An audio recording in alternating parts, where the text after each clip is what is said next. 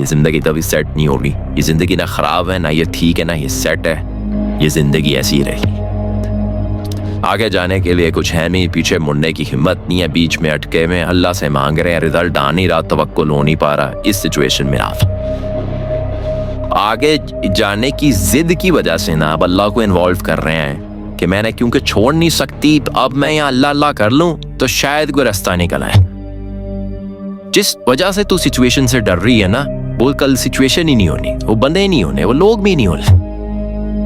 4 چھلانگیں آگے لینے کے لیے 2 قدم پیچھے ہونے پڑتے. کوئی مسئلے کی بات نہیں. کیوں نہیں ہو رہا؟ کیا ایسا کام ہے جس کی وجہ سے بیک آف نہیں ہو سکتے؟ طلاق تک ہم بھول سکتا ہے, لوگوں کے ساتھ بھول سکتا ہے. اللہ نے انسان کی نفسیات کو بھولنے والا بنایا ہے. ہمیں یہ پتہ ہونا چاہیے ہمارے فیصلے کا ایک خاص پرسنٹیج ہمارے ہاتھ میں ہے اور ایک بہت بڑا پرسنٹیج اللہ کے ہاتھ میں. آپ کی عمر کے اندر نہ